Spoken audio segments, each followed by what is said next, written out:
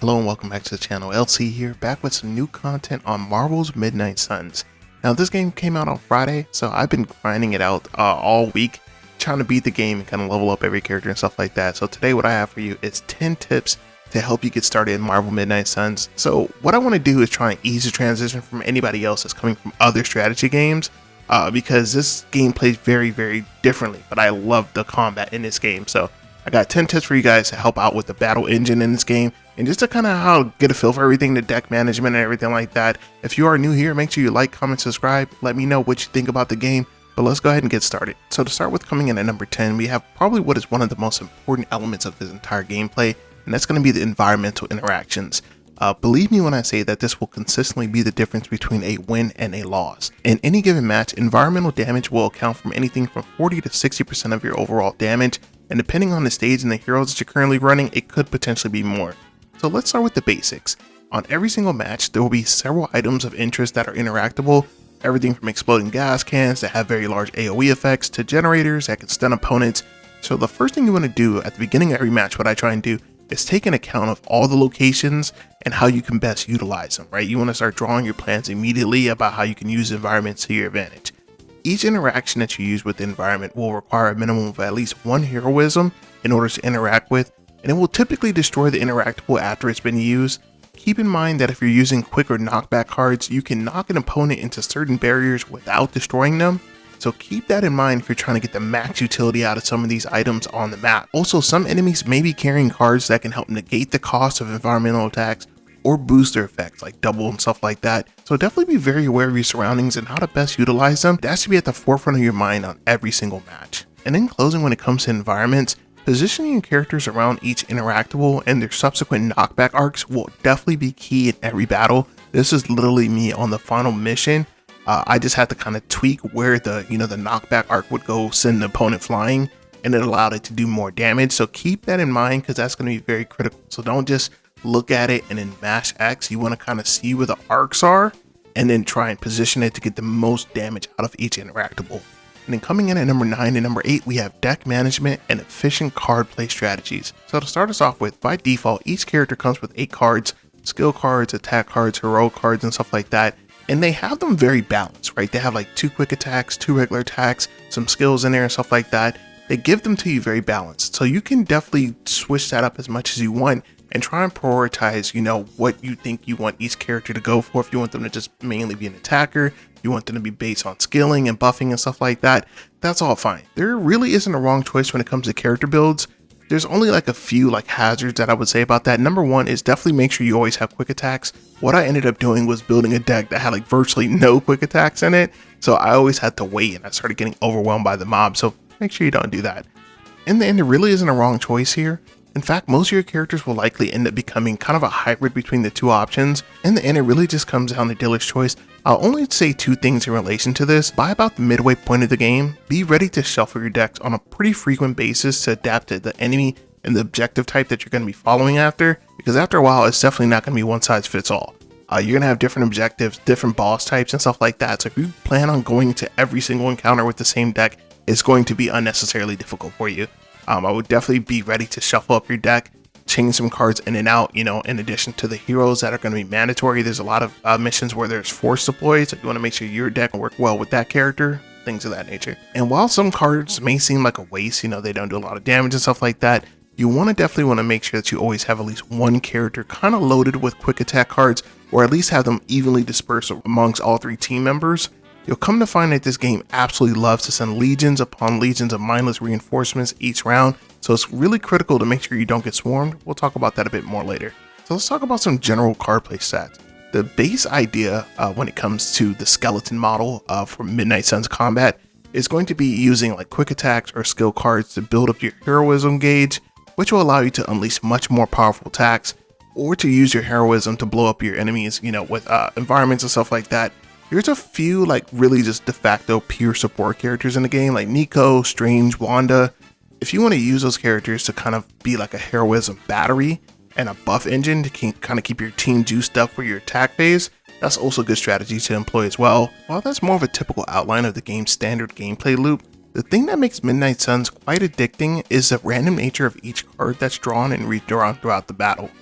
every single match you have a random hand, so you never get to pick your cards ahead of time. So you can only do so much pre-planning, you know what I mean? There's a random element that I actually personally like. It keeps things fresh. It can definitely throw a monkey wrench in even the best decks.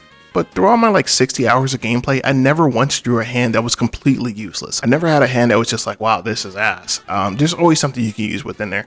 There'll be times where you don't necessarily get what you need, but your adaptation and your ingenuity with pretty much using what you have to get what you need is really going to make you a better strategist in the end. So I liked it actually. And to round out this section, when it comes to efficient strats, you want to make sure that you're getting as much bang for your buck as possible each and every round.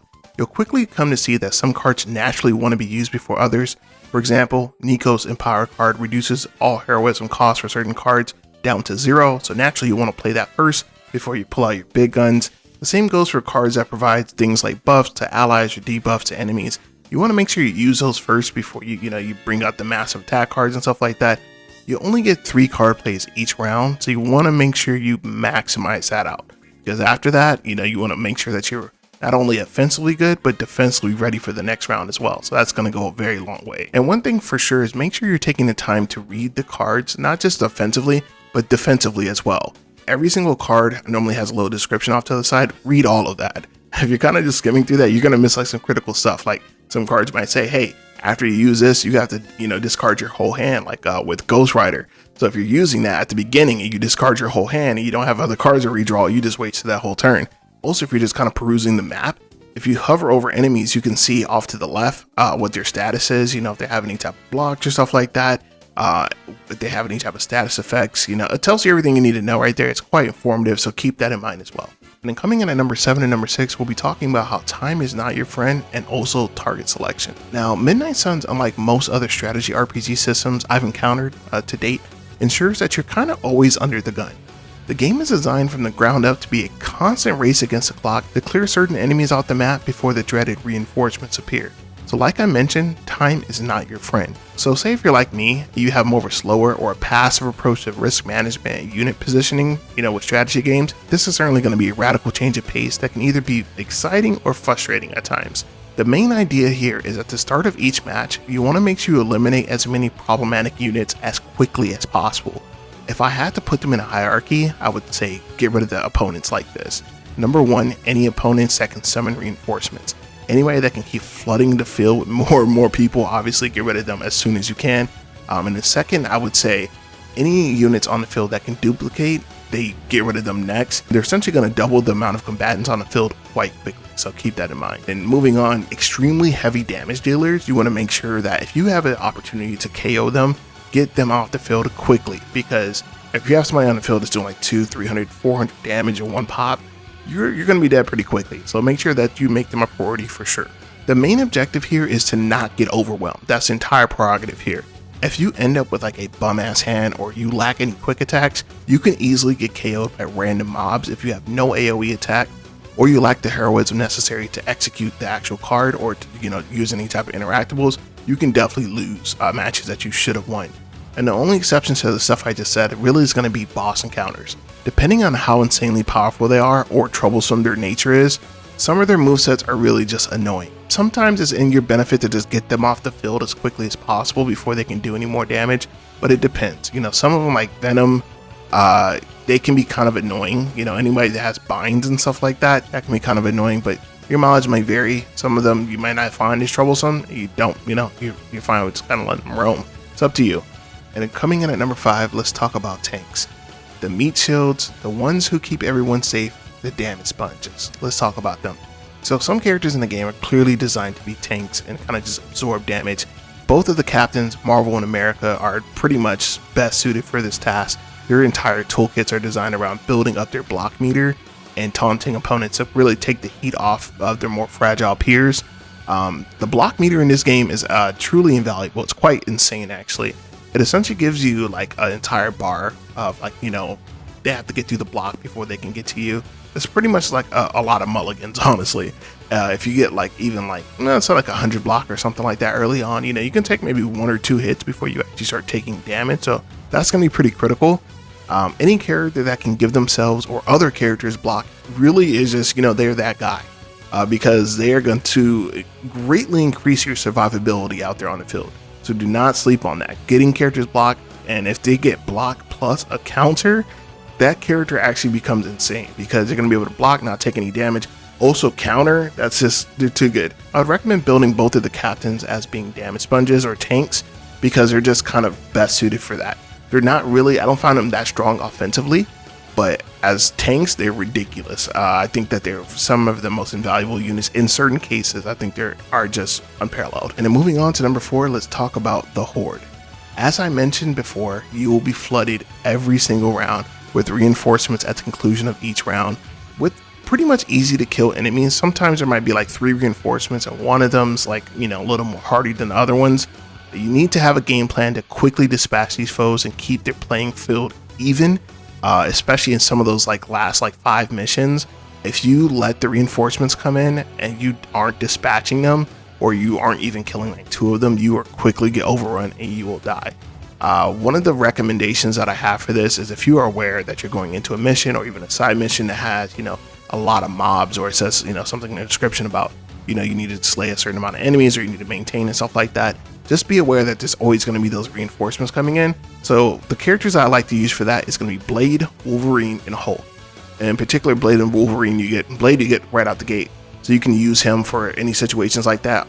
Although I would say early on in the game it's not as prominent, but around middle of the game, there's going to be reinforcements galore, plus people summoning monsters and stuff like that. So once I got Wolverine, I already liked Wolverine from Marvel 3. That's one of my favorite characters anyway, but he has a chain 4. He can chain 4 attacks.